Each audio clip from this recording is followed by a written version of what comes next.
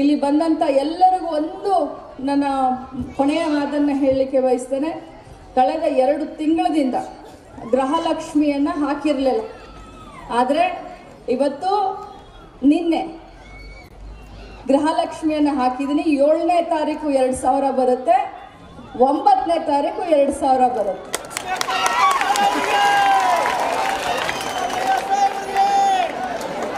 ಮೊನ್ನೆ ನೋಡ್ರಿ, ಗೃಹಲಕ್ಷ್ಮಿ ಅಂದ್ರೆ ಹೆಂಗೆ ನಮ್ಮ ಹೆಣ್ಮಕ್ಳು.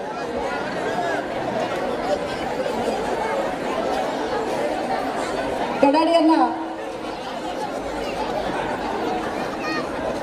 ಗೃಹಲಕ್ಷ್ಮಿಗೆ ಒಂದು ಕಳಕಳಿಯ ಕಾಳಜಿಯ ಸಂಬಂಧ ಇದೆ. ಮಹಿಳೆಯರು ಲಕ್ಷ್ಮಿ ಹೆಬ್ಬಾಳ್ಕರ್ ಏನಾದರೂ ಮಾತಾಡ್ತಾಳೆ, ಒಳ್ಳೇದೇ ಮಾತಾಡ್ತಾಳೆ, ಆದರೆ ಕೊನೆಗೆ ನಮ್ಮ ಗೃಹಲಕ್ಷ್ಮಿ ಯಾವಾಗ ಅಂತ ಎಲ್ಲರೂ ಕಾಯ್ತಾರೆ. ಮೊನ್ನೆ ಬಂಧುಗಳೇ, ಹಿರಿಯ ನಾಗರಿಕರ ದಿನಾಚರಣೆ ಒಂದು ಸಂದರ್ಭ. ಇದು ದೊಡ್ಡ ಸ್ಥಾನ ಅಲ್ಲ. ಮಾನ್ಯ ಮುಖ್ಯಮಂತ್ರಿಗಳು ನಮ್ಮ ಸಿದ್ದರಾಮಯ್ಯ ಸಾಹೇಬರು ಆ ಕಾರ್ಯಕ್ರಮದಲ್ಲಿ ಭಾಗವಹಿಸಿ, ಈ ಹೆಣ್ಮಗಳು ಭಾಳ ಕಿಲಾಡಿ ಹೆಣ್ಮಗಳು, ಇವಳು ಭಾಳ ಪಟ್ಟು ಹಿಡಿದು ನನ್ನನ್ನು ಜಿದ್ದು ಬಿದ್ದು ಪಟ್ಟು ಹಿಡಿದು ಇಡೀ ರಾಜ್ಯದ ಮಹಿಳೆಯರಿಗೆ ಗೃಹಲಕ್ಷ್ಮಿ ಯೋಜನೆ ಮಾಡಲೇಬೇಕು ಅಂತ ನನ್ನ ಕೈಯಲ್ಲಿ ಯೋಜನೆ ಮಾಡಿಸಿದಂಥ ಕಿಲಾಡಿ ಹೆಣ್ಮಗಳು ಅಂತ ಹೇಳಿದ್ರು. ಎಷ್ಟು ಸಂತೋಷ ಆಯಿತು. ಈ ಒಂದು ಗೃಹಲಕ್ಷ್ಮಿಯ ಯೋಜನೆ ನಾನು ಮಾಡಲೇಬೇಕು ಅಂತ. ಅವಾಗ ನಾನು ಇನ್ನೂ ಮೊದಲನೇ ಬಾರಿ MLA, ಇನ್ನೂ ಇಲೆಕ್ಷನ್ ಆಗಿರಲಿಲ್ಲ. ಏನು ನಾನು ಮಂತ್ರಿ ಆಗ್ತೀನಿ ಅನ್ನುವಂಥ ಕನಸು ಕೂಡ ನನಗಿರಲಿಲ್ಲ. ನಾನು ಯಾವತ್ತೂ ಕೂಡ ಕನಸು ಕಂಡಿರಲಿಲ್ಲ.